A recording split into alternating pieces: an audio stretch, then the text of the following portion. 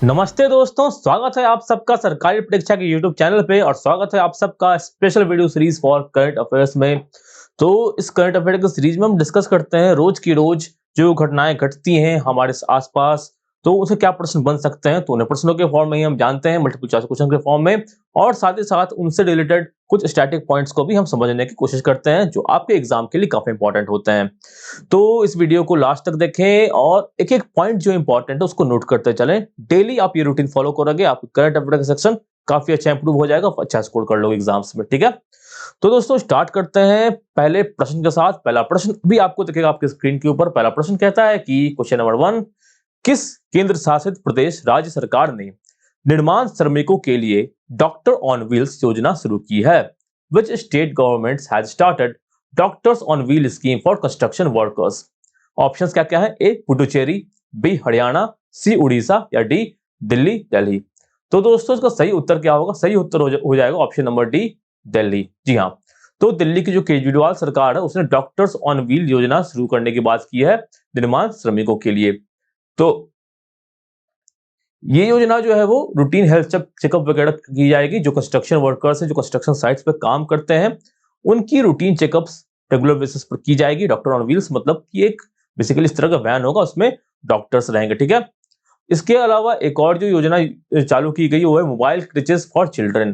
Cringe मतलब क्या होता है कि जो केज बेसिकली वो होता है कि जो बच्चों के लिए रखने के लिए जो पेरेंट्स वर्किंग होते हैं जिनके, वो अपने बच्चों को एक केज में छोड़ के जाते हैं जहाँ पे उनकी देखभाल की जाती है। बहुत सारे बच्चे एक साथ रहते हैं। प्ले स्कूल का एक तरह कॉन्सेप्ट कह सकते हैं, जहाँ बच्चों को रखा जाता है और थोड़ी देरों के लिए जब तक उनके पेरेंट्स अपने काम पे रहते हैं। तो मोबाइल क्रिचेस की शुरुआत की जाएगी इन बच्चों के लिए। बेसिकली जो कंस्ट्रक्शन वर्कर्स होते हैं उनके बच्चों को मोबाइल क्रिचेस प्रोवाइड किया जाएगा, जहाँ पे वो नई नई फैसिलिटीज के थ्रू जो है वो चीजों को सीखने का प्रयास करेंगे, नए नए फैसिलिटी को सीख सकते हैं, अपने आप को मॉडर्न जो सर्विसेज होती है उस हिसाब से ढाल सकते हैं। ठीक है, हाल ही में दिल्ली सरकार ने एक और योजना शुरू की जिसके तहत जो है वो फ्री बस पासेस जो है वो कंस्ट्रक्शन वर्कर्स को प्रोवाइड करने की बात की गई थी। जो कंस्ट्रक्शन वर्कर्स होते हैं वो एक जगह से दूसरे जगह फ्री में जा सकते हैं डीटीसी के बसेस के थ्रू। ठीक है, इसके अलावा एक और डिस्कशंस हुए जहाँ पे ये डिस्कस किया गया कि इस तरह के एक वेबसाइट से एक पोर्टल बनाया जा सकता है जहाँ कंस्ट्रक्शन वर्कर्स जो है वो उससे अपने फायदों को पता चल सके, उनकी क्या क्या सुविधाएं उन्हें प्राप्त हुई हैं और इन चीजों को वो एसेस कर सकें। ठीक है, तो ये सारी योजना है वो दिल्ली के मुख्यमंत्री जो है मनीष सिसोदिया, इन्होंने इसकी घोषणा की थी। ठीक है, सिसोदिया। तो ये सारी योजनाएं काफी इंपॉर्टेंट है। Doctors on wheel and mobile clinics, सवाल किसी से भी बन सकता है। ठीक है, ये सारी योजना शुरू की है दिल्ली की केजरीवाल सरकार ने। अब आगे बढ़ेंगे दोस्तों अगले सवाल पे। सवाल संख्या 2 कहता है कि आर प्रेमिला ने विश्व पुलिस और फायर गेम्स 2022 में स्वर्ण पदक की हैट्रिक बनाई।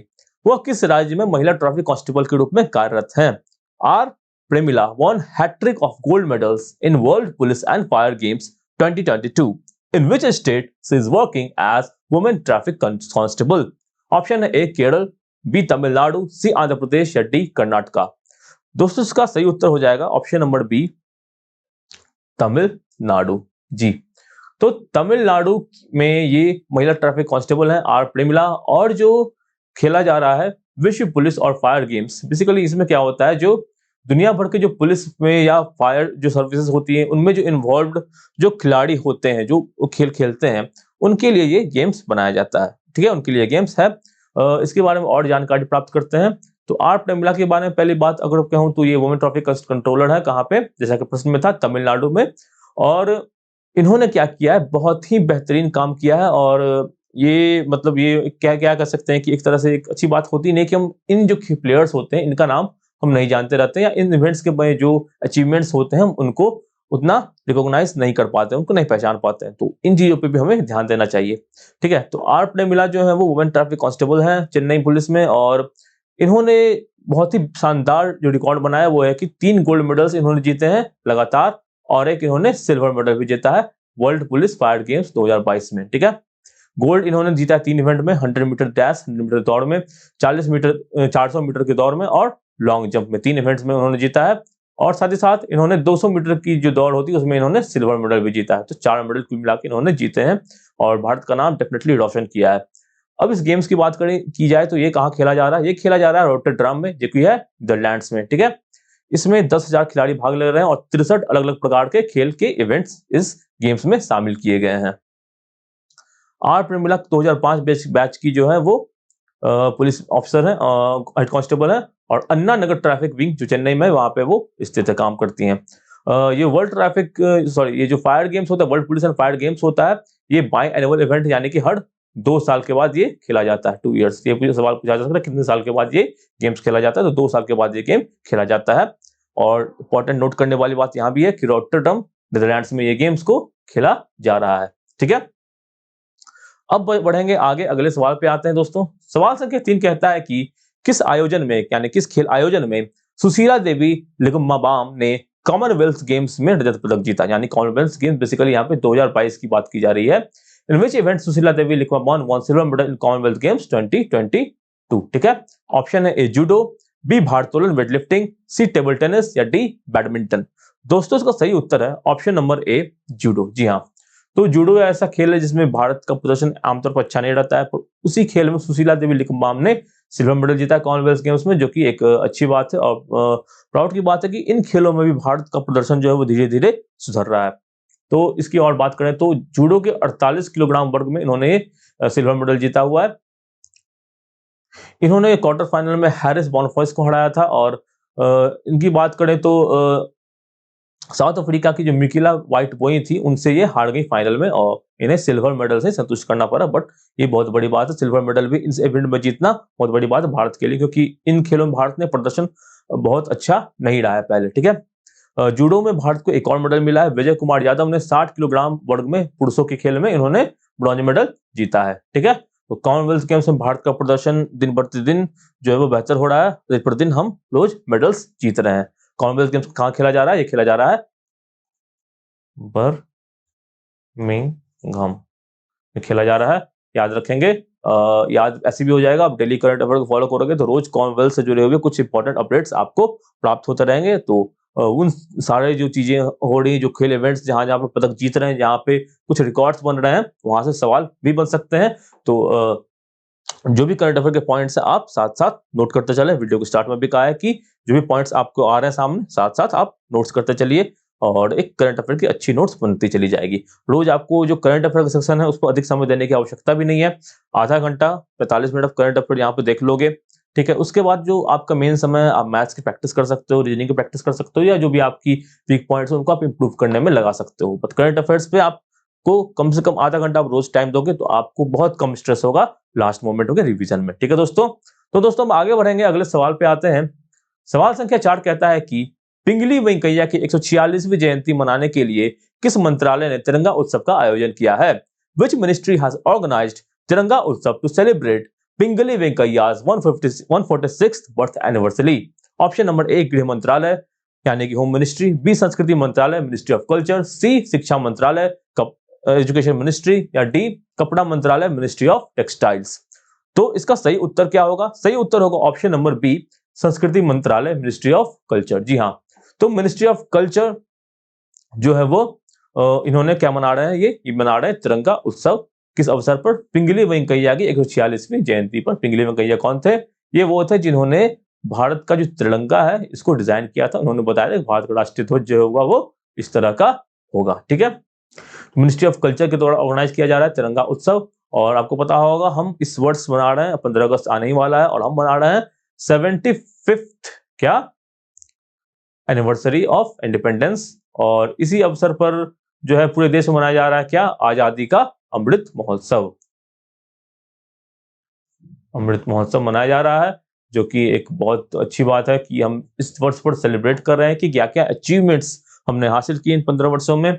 और इसी उपलक्ष्य में भी ये जो है वो तिरंगा उत्सव भी मनाया गया है इनकी जयंती पर। ठीक है, पिंगली वेंकैया की बात करें तो ये फ्रीडम फाइटर भी रह चुके हैं, गांधी जी की बहुत बड़े फॉलोअर थे, और डिजाइन करने में इनका बहुत बड़ा योगदान रहा। इन्होंने बेसिकली इसका डिजाइन तैयार किया है। ठीक है, पिंगली वेंकैया नाम याद रखें, ये भी अक्सर एग्जाम में पूछा जा सकता है, पूछा जाता भी हुआ है।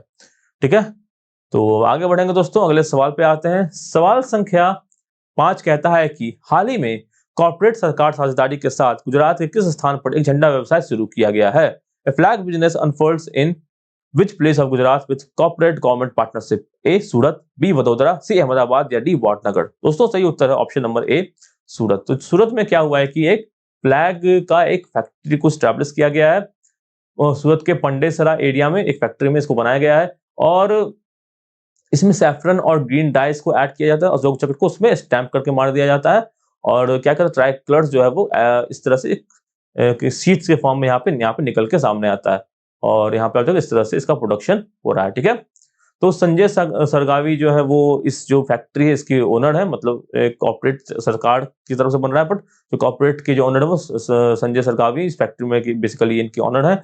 इन्होंने कहा कि 1 करोड़ फ्लैग्स का ऑर्डर आया है, किसके तहत? हर घर तिरंगा जो कैंपेन चल रहा है उसके तहत आया है और 24 करोड़ जो है वो घरों ने ये कहा है कि वो जो ट्राई कलर है वो होस्ट करेंगे 13 से 15 अगस्त के बीच में, जैसा कि प्रधानमंत्री ने आह्वान किया है देश की जनता के साथ आजादी के अमृत महोत्सव पर कि 13 से 15 अगस्त तक हमें क्या करना है, अपने घरों में तिरंगा को फहराना है और इसमें जो पाबंदियां वो हटा दी गई, जो कि था कि रात में हम तिरंगा नहीं फहरा सकते, तो ऐसी पाबंदियों को भी हटा दिया गया है। ये सब सारे अपडेट्स आपको करंट अफेयर्स के पिछले वीडियोस में भी देखने को मिल जाएंगे। ठीक है दोस्तों, तो अब बढ़ेंगे अपने अगले प्रश्न पर। प्रश्न संख्या 6 कहता है कि भारतीय वायुसेना बहुपक्षीय अभ्यास पिच ब्लैक में भाग लेगी। यह अभ्यास किस देश में आयोजित किया जाता है? I have to participate in multilateral exercise pitch black. In which country the exercise is conducted? Option number A America USA, B संयुक्त अरब अमीरात यूएई, सी ऑस्ट्रेलिया या डी फ्रांस। ठीक है, तो दोस्तों सही उत्तर क्या है? सही उत्तर ऑप्शन नंबर सी ऑस्ट्रेलिया। तो ऑस्ट्रेलिया में जो है वो अभ्यास पिच ब्लैक यानी कि मल्टीलैटरल एक्सरसाइज पिच ब्लैक जो है वो होने वाला है।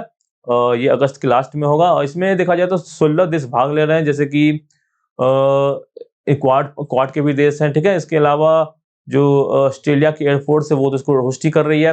Australia, Canada, France, Germany, Indonesia, India, Japan, Malaysia, New Zealand, Philippines, south Korea, Singapore, Thailand, UAE और यूनाइटेड किंगडम, ये सब इसमें शामिल होने वाला है। ठीक है, 100 एयरक्राफ्ट और 2500 मिलिट्री पर्सनल 17 देशों से इसमें आने वाले हैं। तो इसी के साथ बढ़ते हैं अपने अगले प्रश्न पर। अगले प्रश्न कहता है कि प्रश्न के साथ कहता है कि पत्र सूचना कार्यालय पीआईबी के प्रधान महानिदेशक के रूप में किसे नियुक्त किया गया है? Who has been appointed as Principal Director General of Press Information Bureau? Press information bureau basically वो संस्थान है जहाँ यहाँ पे आपको सभी तरह की इन्फॉर्मेशन सरकार के द्वारा प्रोवाइड की जाती है। ऑप्शन क्या क्या है? ए सत्येंद्र प्रकाश, बी जयदीप भटनागर, सी मयंक कुमार अग्रवाल या डी सुरेश नामथू। सही उत्तर ऑप्शन नंबर ए सत्येंद्र प्रकाश। जी हाँ, सत्येंद्र प्रकाश जो है इन्हें जो है वो नियुक्त किया गया है पीआईबी प्रेस इन्फॉर्मेशन ब्यूरो के प्रिंसिपल डायरेक्टर जनरल के रूप में, यानी कि इसके बेसिकली अध्यक्ष, इसके बेसिकली हेड के रूप में इन्हें नियुक्त किया गया है। नाम याद रखें, सत्येंद्र प्रकाश। ठीक है, इन्होंने रिप्लेस किया जयदीप भटनागर को। ये जो है वो ministry of information and broadcasting में अलग अलग पदों पर बने हुए हैं, including additional director general news and current affairs in Doordarshan, director media, ministry of communication and IT and ministry of civil aviation in press information bureau. तो काफी अनुभवी है सत्येंद्र प्रकाश और पीआईबी के ये अब डायरेक्टर जनरल बन चुके हैं। आगे बढ़ेंगे दोस्तों, अगले सवाल पे आते हैं। सवाल संख्या 8 कहता है कि यूएफईए महिला यूरो कप 2022 किस देश ने जीता है? Which country has won UEFA women's Euro cup 2022? Option है A Germany, B France, C Italy या डी इंग्लैंड। दोस्तों सही उत्तर है option number D England. England ने जीता है यूईएफए वुमेन्स का यूरो कप।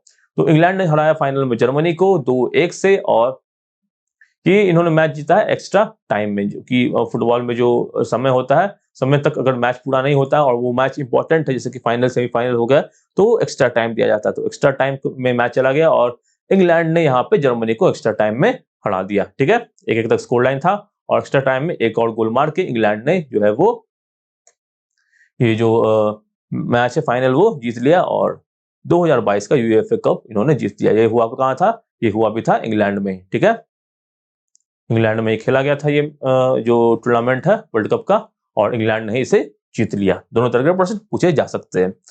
आगे बढ़ेंगे दोस्तों, अगले सवाल पे आते हैं। सवाल संख्या 9 कहता है कि कारगिल सेक्टर में द्रास के किस बिंदु को गन हिल नाम दिया गया है? Which point at Dras in Kargil sector named as gun hill? Option है ए 0.4590, बी 0.5140, सी 0.5353 या डी 0.4355। तो दोस्तों ये आपको पता होना चाहिए, इसका सही उत्तर है 0.5140। इसे नाम दे दिया गया क्या? गन हिल। ये वही पिक है जहां जिसे प्रोटेक्ट करने के लिए ही जो विक्रम बत्रा थे, कैप्टन विक्रम बत्रा, वो शहीद हो गए थे जिनके ऊपर बहुत ही शानदार मूवी आई शेरशाह, जो कि आपको जरूर देखनी चाहिए। तो ऑपरेशन विजय का एक बहुत ही महत्वपूर्ण हिस्सा था 510, और इसे कैप्चर करना बहुत ही जरूरी था क्योंकि स्ट्रेटेजिक लोकेशन था यहाँ पे। और इसे कैप्चर करने का काम किया था जम्मू एंड कश्मीर राइफल्स में, जिसके लेफ्टिनेंट कर्नल थे योगेश कुमार जोशी। 510 की काफी इंपॉर्टेंस है। कारगिल से जुड़े जो भी डॉक्यूमेंट्स आप देखेंगे, जो भी डॉक्यूमेंट्री या जो भी मूवीज दिखेंगे, आपको इसकी इंपॉर्टेंस पता चलेगी कि 510 कितना इंपॉर्टेंट था हमारे लिए कैप्चर करना। ठीक है, तो ऑपरेशन विजय भी आपको पता होगा 26 जुलाई को मनाया जाता है, इस वर्ष भी मनाया गया था। और अब जो है वो इस पीक का नाम क्या कर दिया गया है, 510 का नाम कर दिया गया क्या, गन हिल। तो गन हिल नाम कर दिया गया, पॉइंट 5140, ये आपको याद होना चाहिए। अब बढ़ेंगे दोस्तों अगले सवाल पे। सवाल संख्या 10 कहता है कि वयोवृद्ध गायिका निर्मला मिश्रा का निधन हो गया है। वो किन भाषाओं के गायन के लिए जानी जाती थी? Veteran singer Nirmala Mishra passes away. She was known for singing of which language? A. Hindi और मैथिली, B. तेलुगु और तमिल, C. कन्नड़ और तेलुगु, या D. उड़िया और बंगाली। सही उत्तर है दोस्तों ऑप्शन नंबर डी, उड़िया और बंगाली। जी हाँ, तो उड़िया और बंगाली की बहुत ही फेमस गायिका थी निर्मला मिश्रा। 81 वर्ष का भी इनका निधन हो गया है। साउथ कोलकाता में रहती थी। और इनकी बात करें तो इन्हें वेस्ट बंगाल सरकार के द्वारा संगीत सम्मान, संगीत महासम्मान और बंगाल भी भूषण अवार्ड से सम्मानित किया जा चुका है। इसके अलावा इन्हें सुधाकर बालकृष्ण दास अवार्ड में मिल चुका है कंट्रीब्यूशन और ओडिया म्यूजिक में कंट्रीब्यूशन के लिए। तो उड़िया और बंगाली दोनों में ये गाना गाती थी और बहुत ही फेमस सिंगर थी। इनका निधन हो गया है। तो इसी के साथ समाप्त करते हैं आज के करंट अफेयर के सेशन को। ये सारे क्वेश्चन इंपॉर्टेंट थे बहुत ही ज्यादा। इनसे रिलेटेड जो भी पॉइंट्स थे वो भी आशा करता हूं मैंने कि आपने नोट डाउन कर लिए होंगे। अब अगर आपको ये वीडियो अच्छा लगा उसे लाइक कीजिए, शेयर कीजिए दोस्तों के साथ, कमेंट में लिखिए आप और किस तरह के वीडियो कंटेंट देखना चाहते हैं। साथ ही साथ सरकारी प्रोडक्ट को सब्सक्राइब कीजिए और बेल आइकन को जरूर दबाइए। इससे क्या होगा, जो भी इंपॉर्टेंट वीडियो सीरीजेस आती रहती हैं हमारे पे प्लेटफॉर्म पे, जिससे कि भी डाटा इंटरप्रिटेशन की स्पेशल सीरीज चल रही है जो कि बहुत ही इंपॉर्टेंट है बैंकिंग एग्जाम्स के लिए। और IBPS PO के भी नोटिफिकेशन आ चुकी है। तो ये सारी इंफॉर्मेशन जो सब कुछ है एग्जाम रिलेटेड वो आपको मिल जाएगी सरकारी परीक्षा पर। आपको क्या करना है, बेल आइकन को दबा देना है। जो भी नोटिफिकेशन आएगी नोटिफिकेशन के फॉर्म में आपके मोबाइल पे आपको प्राप्त हो जाएगी। तो इसी के साथ समाप्त करेंगे करंट अफेयर को। And have a nice day. धन्यवाद। जय हिंद।